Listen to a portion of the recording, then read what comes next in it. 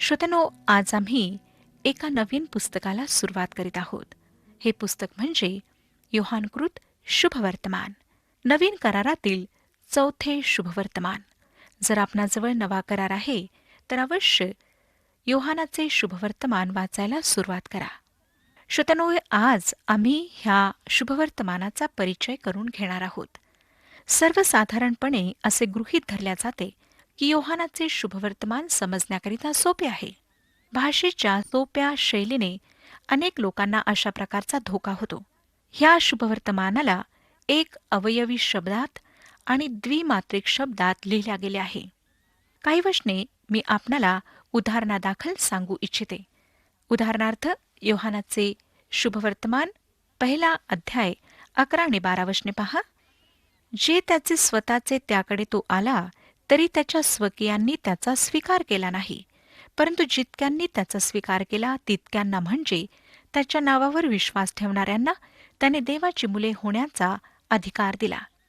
श्रोत्यानो, खरे पाहता आम्हाला शब्दांमुळे काही समस्या नाही, परंतु खरे पाहता आम्ही फार गूढ आणि गंभीर अशा शुभवर्तमानाला हाताळीत आहोत, हे लक्षात ठेवा. योहानकृत शुभवर्तमान 14 अध्याय आणि 20 वचन पहा. योहानकृत शुभवर्तमान 14 अध्याय आणि 20 वचन. हे वचन वाचायला सोपं वाटतं. मी आपणाकरिता हे वचन वाचत आहे. 14 अध्याय 20 वचन.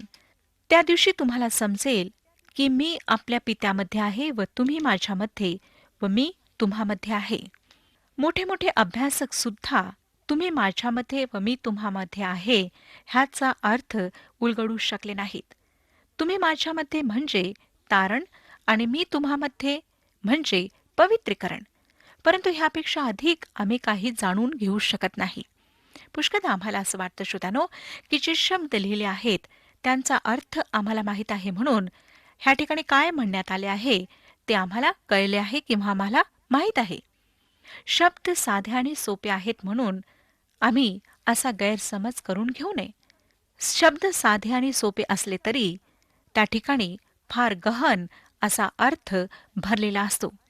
जेरोमने योहानकृत शुभवर्तमानाविषयी म्हटले की योहानकृत शुभवर्तमान ईश्वरीय रहस्यांच्या सखोलतेमध्ये सगळ्यात वरचढ आहे व इतके वास्तविकतेने भरलेले विधान अजूनपर्यंत कोणीच केले नाही. Doctor A.T. पियर्सननी अशा प्रकारे म्हटले की हे शुभवर्तमान ख्रिस्ताच्या हृदयाला स्पर्श करते. श्रोत्यानो, जरी योहानकृत शुभवर्तमान सोपे शुभवर्तमान आहे असे गृहीत धरण्यात येते, तरी हे शुभवर्तमान योहानाने लिहिले हे मात्र नेहमीच गृहीत धरल्या जात नाही.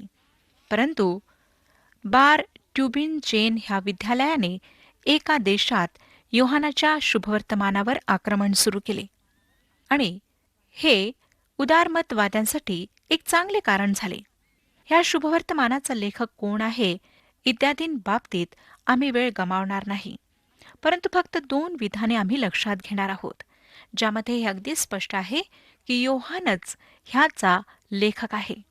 योहान ह्या शुभवर्तमानाचा लेखक नाही असे वाटण्याची जी अनेक कारणे आहेत, त्या कारणांपैकी एक कारण हे की पोपच्या सत्तेला मानणारे लोक हे समजत असत की योहान लेखक आहे असे कुठेच नमूद करण्यात आलेले नाही. परंतु प्रोफेसर टेकेनड्रॉफ, ज्याने कॉडेक्स सायनेटिक्स, जी आमच्या जुन्या कराराची सर्वात उत्तम हस्तलिखित प्रत आहे, तिचा शोध लावला, तो संत कॅथरीनच्या मठात सिनेटिक द्वीपकल्पात व्हॅटिकनच्या पुस्तकालयात काम करीत होता. तेव्हा त्याला एक जुनी हस्तलिखित प्रत सापडली, ज्यामध्ये पोपची सत्ता मानणाऱ्यांनी हे नमूद केले होते की योहान ह्या शुभवर्तमानाचा लेखक आहे. तसेच अलेक्झांड्रियाच्या क्लेमेंटने, जो इसवी सन 200 मध्ये होऊन गेला, त्याने असे विधान केले की योहानाला त्याच्या मित्रांनी खूप जबरदस्ती केली आणि देवाच्या आत्म्याने सुद्धा त्याला प्रेरित केले की त्याने हे आत्मिक शुभवर्तमान लिहावे. आणि श्रोत्यानो, माझा विश्वास आहे की योहानाचे शुभवर्तमान ते आत्मिक शुभवर्तमान आहे. योहान त्याचा लेखक आहे ह्याविषयी माझ्या मनात किंचितही संशय नाही. तरी सुद्धा एक प्रश्न हा उठतो की योहानाने हे शुभवर्तमान का लिहिले? हे सगळ्यात शेवटी बहुधा इसवी सन 100च्या जवळपास लिहिण्यात आले. ह्यावेळी बाकी सर्व प्रेषित मरण पावले होते. त्यावेळी पहिल्या शतकाच्या अखेरीस योहानाने लिहिलेली पुस्तके वगळता नव्या करारातील इतर सर्व पुस्तकांचे लेखन पूर्ण झाले होते. या काळात येशूचे जीवन व कार्य सर्वांना चांगल्या प्रकारे माहीत झाले होते. सुवार्ता गाजवण्याचे काम चालू झाले होते. पॉल व पेत्र यांना हुतात्म्याचे मरण आले होते. इतर प्रेषितही मरण पावले होते. ह्या प्रश्नाचे उत्तर देण्याच्या प्रयत्नात आम्हाला पुन्हा 2 असे मत सापडतात, ज्यामध्ये भिन्नता आहे. ह्यामध्ये काही असे आहेत जे म्हणतात की हे शुभवर्तमान मंडळातील पहिले पाखंडी मत, ज्याला नास्तिकता म्हणतात, त्याचा निकाल लावण्यासाठी लिहिण्यात आले. हे नास्तिक विश्वास करीत की येशू परमेश्वर होता, परंतु मानव मुळीच नव्हता. शिष्यांनी त्याला खरे पाहता स्वतःच्या डोळ्यांनी पाहिले नव्हते, पण त्यांना फक्त पाहिल्यासारखा भास झाला. आणि इरेनियस हे मांडत असताना एक विधान असे मांडतो की नास्तिक लोकांच्या ह्या मताला खोटे सिद्ध करून त्याचे खंडन करणे हा योहानाचा उद्देश होता. परंतु थोलक हे फार चांगल्या प्रकारे स्पष्ट करतो की हे शुभवर्तमान विवादग्रस्त शुभवर्तमान मुळीच नाही व तो त्या विषयाला हाताळण्याचा सुद्धा प्रयत्न करीत नाही. तसेच श्रोत्यांनो, असेही म्हणणारे काही लोक आहेत की दुसऱ्यांनी जे काही लिहिले आहे त्यात भर घालण्यास हे लिहिण्यात आले व त्याने ह्यात फारच कमी गोष्टी अधिक घातलेल्या आहेत. परंतु एक अभ्यासक हेसे असे म्हणून उत्तर देतात की हे शुभवर्तमान फक्त रिकामी जागा भरण्यास लावलेले ठिगळ नाही. ह्या सर्व मतांद्वारे शुभवर्तमानात ज्या विशिष्ट वास्तविकता आहेत त्याविषयी काही योग्य उत्तर देण्यात आले नाही. माझ्या मते समाधान करणारे एकच स्पष्टीकरण आहे, ते म्हणजे योहानाने हे शुभवर्तमान मंडळीच्या विनंतीवरून लिहिले, ज्यांच्याजवळ आधीच मत्ते, मार्क आणि लूक ही शुभवर्तमाने होती. त्यांना अधिक आत्मिक व सखोल असे काही हवे होते, जे त्यांना आत्मिक रूपाने वाढण्याकरिता सहाय्यक ठरणार होते. अगदी हेच प्राचीन मंडळीचे महान संत ऑगस्टिन ह्यांनी म्हटले. 4 शुभवर्तमानांमध्ये अर्थात एका शुभवर्तमानाच्या 4 पुस्तकात प्रेषित संत योहानाने स्वतःच्या आत्मिक जीवनाची व समंजसपणाची तुलना गरुड पक्षाशी केली. ह्यात काहीच अयोग्य असे नाही. त्याचे आत्मिक जीवन अगदी वरच्या स्तरावरचे होते व दुसऱ्या तिघांपेक्षा अत्युच्च होते. ते उच्च स्तरावर नेताना त्याने हीच इच्छा बाळगली की ह्या शुभवर्तमानाद्वारे वाचणाऱ्यांची हृदये सुद्धा वरच्या स्तरावर उभारल्या जावीत. हाच योहानकृत शुभवर्तमानाचा उद्देश आहे आणि ह्याच कारणास्तव योहानाने हे शुभवर्तमान लिहिले. श्रोत्यानो, जेव्हा आम्ही ह्या शुभवर्तमानामध्ये येतो तेव्हा योहान आम्हाला बेथलेमात नेत नाही, कारण त्याची इच्छा आहे की आम्ही आत्मिक रूपाने वाढावे. योहानाचा 1 अध्याय आणि 1 वचनात तो म्हणतो, प्रारंभी शब्द होता. काही लोकांचे म्हणणे आहे की 3 महापज्ञ वर्षांपूर्वी हे जग अस्तित्वात आले. परंतु मला वाटतं श्रोत्यानो, त्याहीपेक्षा बऱ्याच आधी हे जग अस्तित्वात आले. त्या अनंतातून येशू आम्हाला भेटण्याकरिता आला. प्रारंभी शब्द हे असे म्हटलेले नाही, तर प्रारंभी शब्द होता असे म्हटले आहे. शब्द देवासह होता आणि शब्द देव होता आणि त्यानंतर अनेक महापज्ञ वर्षे लोटलीत. योहानाचे शुभवर्तमान 1 अध्याय आणि 3 वचन पहा. सर्व काही त्याच्याद्वारे झाले आणि जे काही झाले ते त्याच्या वाचून झाले नाही. श्रोत्यानो, नंतर योहान 14व्या वचनात दुसरे पाऊल उचलताना दिसतो. 14वं वचन सांगतं, शब्द देही झाला आणि त्याने आम्हामध्ये वस्ती केली आणि आम्ही त्याचे गौरव पाहिले. ते पित्यापासून आलेल्या एकुलत्या एकाचे गौरव असावे, असे अनुग्रह व सत्य ह्यांनी परिपूर्ण होते. ग्रीक तत्ववेते आणि ग्रीक विचार मत प्रणालीच्या लोकांसाठी योहानाने हे शुभवर्तमान लिहिले नाही, ज्यांच्याविषयी लुकाने लिहिले की ते येथेच थांबतील. पुढच्या गोष्टी त्यांना कबूल होणार नाहीत. 18वं वचन पहा. देवाला कोणीही कधीच पाहिले नाही. जो एकुलता एक जन्मलेला देवपित्याच्या उराशी असतो त्याने त्याला प्रगट केले आहे. त्याने त्याला प्रगट केले, त्याला उघडपणे बाहेर काढले, जेणेकरून मानवाने त्याला पाहावे, त्याला जाणून घ्यावे. ज्या मानवाला कुठलीच सुरुवात नाही तो म्हणजे परमेश्वराचा पुत्र येशू ख्रिस्त आहे, जो अनंतातून बाहेर आला. लूक एक वैद्य होता हे आपणाला माहीत आहे. त्याने येशूला सूक्ष्मदर्शक यंत्राखाली पाहिले. जरी योहानाची पद्धती एकदम भिन्न आहे, तरी तो लूकाप्रमाणेच निष्कर्षाप्रत पोहोचतो. आपण योहानाच्या पद्धतीला कधीच शास्त्रोक्त मानू शकणार नाही. ज्या ख्रिस्ती व्यक्तीला ख्रिस्ताविषयी पर्याप्त ज्ञान आहे व ज्याचा त्याच्यावर विश्वास आहे, त्याला पुन्हा त्याच्या कुमारीपासून जन्माविषयी पाहण्याची, जाणून घेण्याची आवश्यकता पडत नाही. कारण ह्यावर आधीच त्याचा विश्वास बसलेला असतो. म्हणून जेव्हा तो योहानकृत शुभवर्तमानात येतो, तेव्हा तो ते वाचून व अध्ययन करून अवर्णनीय आनंदाने आणि उत्साहाने भरून जातो. श्रोत्यानो, हे शुभवर्तमान विश्वासणाऱ्यांसाठी आहे, अर्थात ज्या लोकांनी येशू ख्रिस्तावर तारणारा म्हणून विश्वास ठेवलेला आहे, जे त्या विश्वासणाऱ्या व्यक्तीला आत्मिक रूपाने वाढण्याकरिता मदत पुरवते. हे शुभवर्तमान जे आधीच विश्वासणारे आहेत त्यांच्यासाठी आहे. 13 ते 17 अध्यायात आल्यावर आपण त्यावर फक्त विश्वासणाऱ्यांसाठी हा बोर्ड लावू शकता आणि त्याखाली असे लिहू शकता की बाकी सर्व बाहेर राहतात. मला नाही वाटत श्रोत्यानो की हा भाग अविश्वासणाऱ्यांसाठी आहे. येशूने त्याच्या स्वतःच्या शिष्यांना वरच्या खोलीत नेले आणि आत्मिक रूपाने वाढण्याकरिता उपयोगी गोष्टी त्यांना शिकवल्यात आणि त्यांच्यासमोर प्रगट केल्यात. दुसरा कुठलाच शुभवर्तमान लेखक आम्हाला हा वृत्तांत देत नाही, कारण ते लेखक सुवार्तिक होते, जे ख्रिस्ताला जगाचा तारणारा म्हणून प्रस्तुत करीत होते. योहान सुद्धा ख्रिस्ताला सादर करतो, पण तो ख्रिस्ताला विश्वासणाऱ्यांच्या आत्मिक वाढीसाठी सादर करतो. दुसऱ्या कुठल्याही शुभवर्तमान लेखकापेक्षा योहान पुनरुत्थित ख्रिस्ताविषयी आम्हाला अधिक सांगतो. इतकेच नाही तर इतर सर्वांपेक्षा तो बरेच काही सांगतो. पौलाने म्हटले करिंथकरास दुसरे पत्र 5 अध्याय आणि 16 वचनात, तर मग आतापासून आम्ही कोणाला देहदृष्ट्या ओळखीत नाही, आणि जरी आम्ही ख्रिस्ताला देहदृष्ट्या ओळखले होते तरी आता ह्यापुढे त्याला तसे ओळखीत नाही. ह्या कारणामुळेच योहान पुनरुत्थानानंतर येशूच्या प्रगट होण्याला सांगण्याचा प्रयत्न करतो आणि त्यापैकी 7 घटनांना त्याने नमूद केले आहे. त्यापैकी पहिली घटना, मरिया मग्दलेनीला त्याने बागेत दर्शन दिले आणि ह्याचा नाट्यमय वृत्तांत योहानाने सांगितलेला आहे. दुसऱ्यांदा वरच्या खोलीत त्याने शिष्यांना दर्शन दिले. तेथे त्यांच्यामध्ये थोमा नव्हता.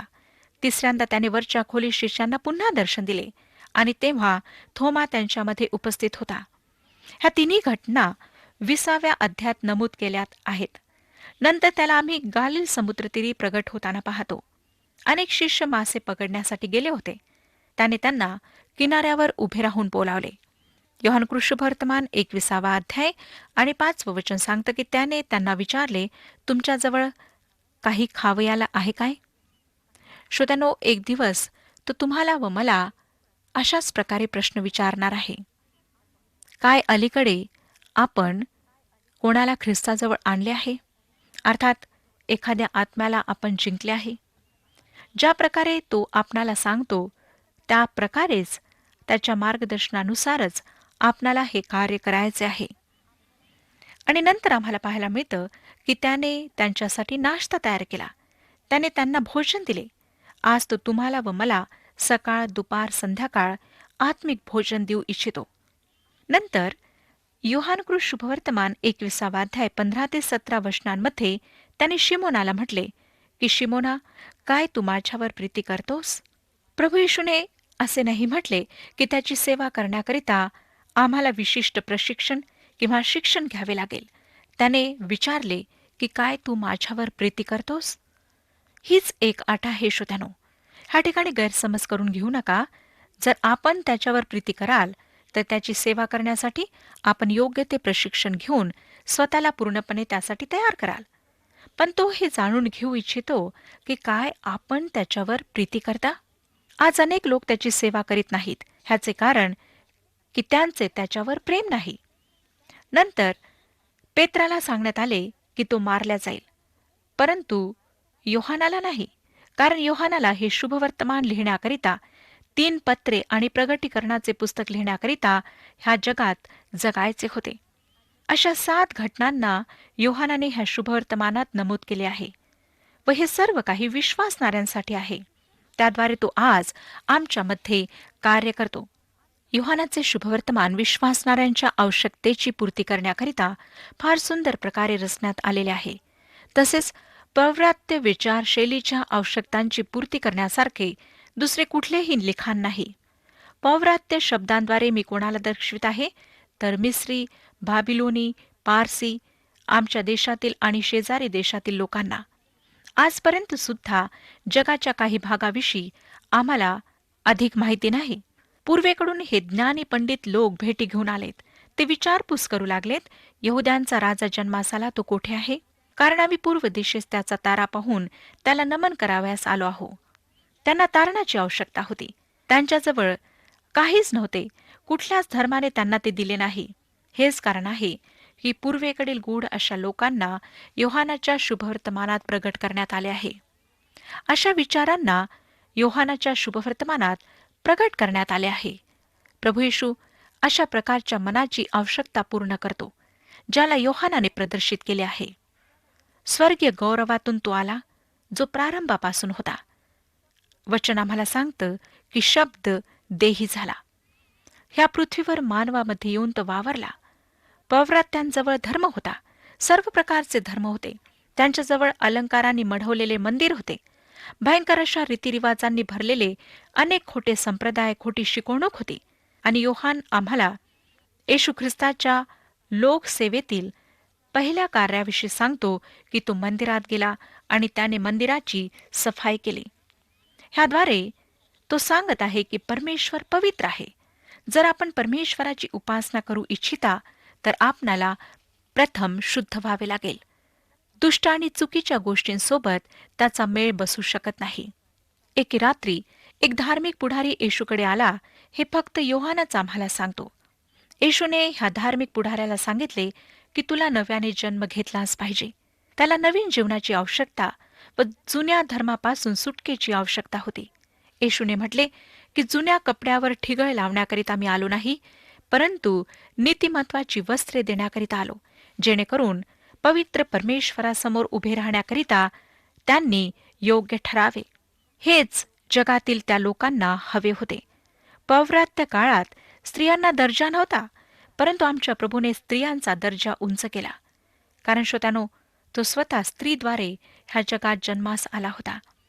त्याने शोम्रोनी स्त्रीशी बोलणे केले, जिचे चरित्र चांगले नव्हते, परंतु त्या स्त्रीसाठी सुद्धा त्याने स्वतःचा प्राण दिला होता. त्याच्यासाठी मानवाच्या आत्म्याप्रमाणेच स्त्रीचा सुद्धा आत्मा मोलवान होता. मत्ते व मार्क येशूने केलेल्या चमत्कारांवर भर देतात. लूक दृष्टांतावर भर देतो, परंतु योहान ह्यापैकी एकावरही भर देत नाही. योहानकृत शुभवर्तमानात सांगण्यात आलेले चमत्कार चिन्हाच्या रूपात देण्यात आलेले आहेत व त्यांची निवड अनेक महान सत्ये स्पष्ट करण्यासाठी फार तारतम्याने करण्यात आली आहे. उदाहरणार्थ, जीवनाच्या भाकरीविषयी सांगितल्यानंतर 5,000 लोकांना भोजन खाऊ घालण्याविषयी सांगण्यात आले आहे. योहानकृत शुभवर्तमानात 11 विशिष्ट चिन्हे देण्यात आलेली आहेत. चौथ्या शुभवर्तमानात दृष्टांत नाहीत. दृष्टांत हा शब्द योहानकृत शुभवर्तमान 10वा अध्याय आणि 6व्या वचनामध्ये एक वेळा आला. परंतु श्रोत्यानो, हा नेहमीचा ग्रीक शब्द प्यारा बोले नाही तर प्यारोय मिया असा आहे. ह्या शब्दाला दृष्टांत म्हणून मुळीच भाषांतरित करायला नको. उत्तम मेंढपाळाची गोष्ट दृष्टांत नाही तर एक भाषण आहे. योहान आम्हाला सर्व गोष्टी कालक्रमानुसार सांगतो. वास्तविकता ही आहे की जर आपण योग्य प्रकारे अवलोकन कराल तर आपणाला एक शिडी मिळेल, ज्यावर आपण येशूच्या 3 वर्षाच्या सेवेला कालक्रमानुसार पाहू शकाल. ह्या शुभवर्तमानात ख्रिस्ताच्या देवत्वावर, ईश्वरत्वावर भर देण्यात आला आहे, परंतु त्यासोबतच त्याचे मानवीपण सुद्धा नजरेआड करण्यात आलेले नाही. मला खात्री आहे श्रोत्यानो की जेव्हा आम्ही ह्या शुभवर्तमानाचे अध्ययन करू तेव्हा फार गूढ आणि गहन अशा गोष्टी परमेश्वर आम्हाला शिकवेल.